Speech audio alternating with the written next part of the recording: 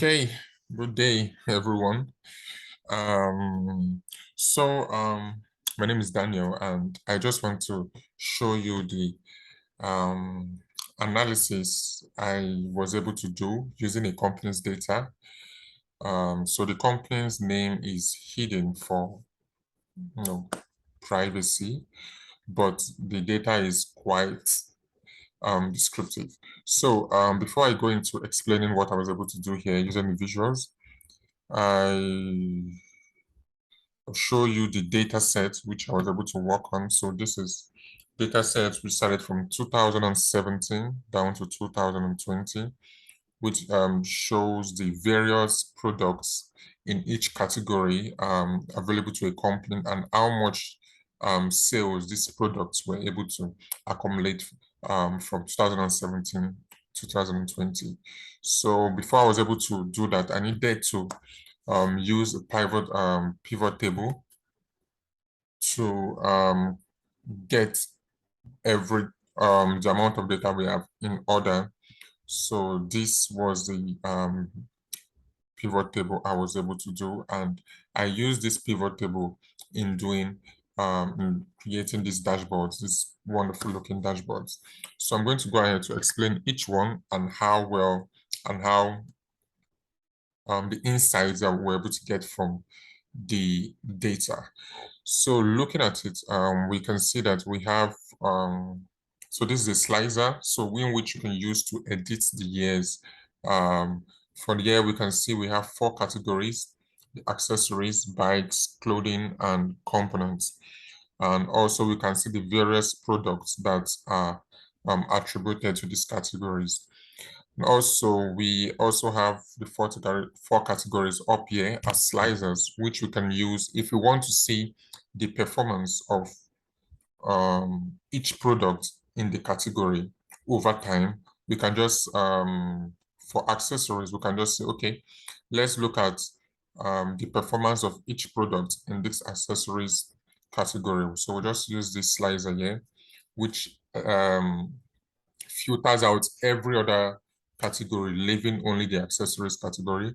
And we can see that in the space of those 4 years, tires and tubes performed better than any other product in the accessories categories, giving us a value of $141,810. Okay, and if we decide to look at, okay, for this accessories category, let's look at how well each product performed in the year 2017. Then here we can say, okay, looking at it, what we can see here is locks performed better in the year 2017 than any other product, giving us $10,000 compared to tires and tube, giving us $8,700. Then if we look at 2018, you can see that locks also performed better, giving us $29,800 compared to bike racks, we gave out $22,100. Then if we also look at 2019, we can see, okay, that was when tires and tube started picking up.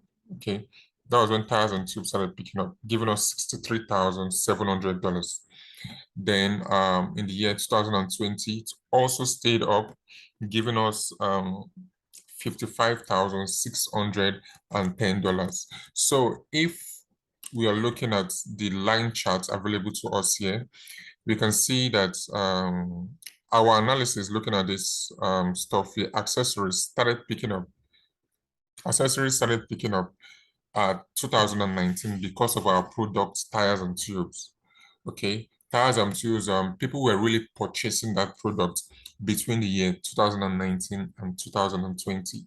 So that was when our accessories category started picking up. All right, so people didn't really feel so good buying, or they just the purchase rate of every other product in accessories category was just normal across these 4 years, especially for lights, pumps, and helmets. Okay, the purchase rate for these products remained at a nominal level, just staying dormant, no change really happening there. But when we got to the year 2019, we found out that, okay, people were now going into this accessories category, purchasing tires and tools, maybe because of bad roads or because of they liked the product, it lasted more. There was more referrals. So people purchased it during 2019 and during 2020, even in the COVID period. All right. So we're looking at the average rating for these categories. We're looking at, okay, in the year 2019 and 2020, there were, okay, 2018, 2020, there were more ratings for the accessories category, which tells us that there were a lot of referrals, because if there were more ratings, that means people were referring other people to come and get these tires and tubes from this particular company. And from what we can also see here, looking at the difference in sales on year change, we can see that between 2018 and 2017, people got more accessories um, compared to bikes, clothing, or companies. There was like we can see the change here, percentage change here, between 2018 and 2017, giving us 312% change, which means that there was a very high purchase rate between this year period. From what we can also see in our data set here, even though the percentage went down, accessories still was the highest categories people keyed into between 2018 and 2019. Why in the year 2020, it just went down a little bit, leaving our clothing to take the highest, just at a value change of 16%. Then if we're looking at the difference in average rating on year change, we can see that in the year 2020, the lowest category, the category with the lowest average rating, was components, which means that either people were not interested or people had little liking for the product or the services that was given to them. They decided to give it little rating, low referrals, and a very low purchase rate. Okay, so we can also look here in our data. So we're trying to look at how each category contributes to our total sales across these 4 years, that's 2017, 2018, 2019, and 2020. From what we can see here, we can see that accessories, as usual, gave us the highest contribution, 33.33%. Okay, accessories gave us the highest contribution, followed by the clothing which gave us 27.52%, followed by our bikes, which gave us 22.38%, and then followed by the components category, which gave us 13.78%. So using this data, it will be easy for the company or as a data analyst to tell the company that, okay, they have to focus on improving their the products under the accessories category. Okay, maybe they could give more discounts, which would encourage people to buy more into the products.